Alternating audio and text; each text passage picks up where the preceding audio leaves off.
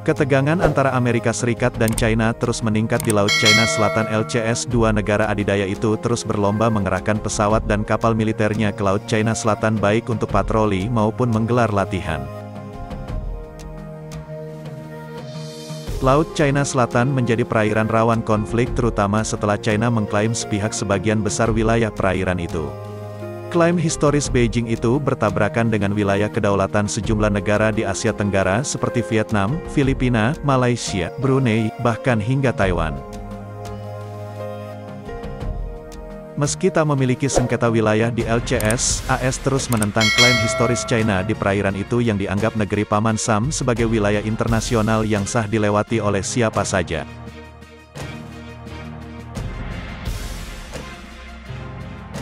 Indonesia sendiri tidak pernah menempatkan diri sebagai negara yang turut bersengketa dalam perebutan wilayah di Laut China Selatan.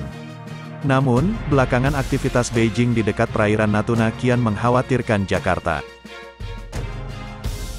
Meski demikian, Indonesia memiliki sikap tersendiri terkait perseteruan antara AS dan China yang kian meruncing. Berulang kali Indonesia menegaskan kepada seluruh pihak untuk menghormati hukum internasional termasuk Konvensi Hukum Kelautan PBB UNCLOS 1982.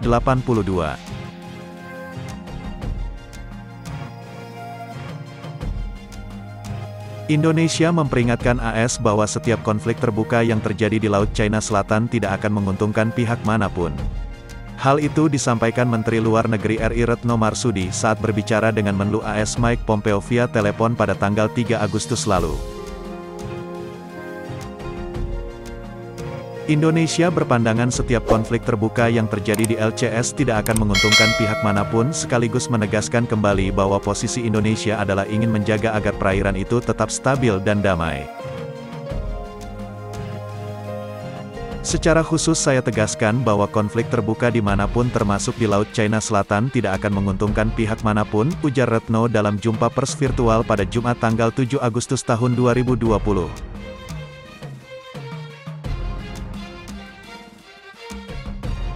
Sementara kepada China, pada tanggal 11 Juni lalu Retno menyatakan bahwa Indonesia menolak bernegosiasi atas klaim terhadap Laut China Selatan. Dia menegaskan posisi Indonesia di wilayah perairan tersebut konsisten berdasarkan norma internasional yang tertuang dalam UNCLOS. Sebelumnya China disebut menggunakan taktik dan manuver baru demi memperkuat klaim sepihaknya terhadap Laut China Selatan. Dalam konferensi pers yang berlangsung Kamis, tanggal 11 Juni tahun 2020, Retno mengatakan Indonesia tidak memiliki klaim yang tumpang tindih dengan China, sehingga tidak relevan untuk melakukan dialog tentang batas kemaritiman mengenai pembatasan.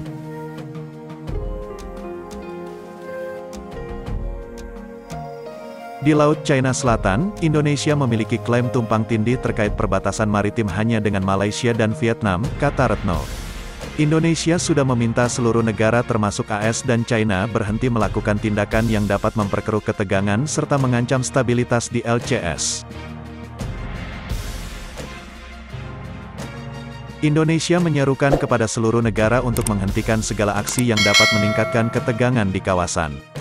Indonesia menggarisbawahi pentingnya seluruh negara berkontribusi menjaga stabilitas di perairan itu terutama di saat-saat seperti ini ketika dunia tengah berjuang melawan pandemi virus corona COVID-19, kata Retno pada Kamis, tanggal 9 Juli tahun 2020.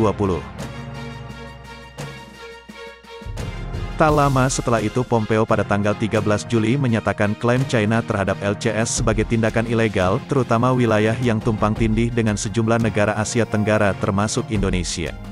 Kami ingin memperjelas bahwa klaim Beijing terhadap sumber daya alam di seluruh Laut China Selatan merupakan tindakan yang benar-benar ilegal dan merupakan kampanye perundungan untuk mengontrol wilayah itu, kata Pompeo. Ini merupakan pertama kalinya AS menyatakan bahwa klaim musuh bebuyutannya di Laut China Selatan ilegal.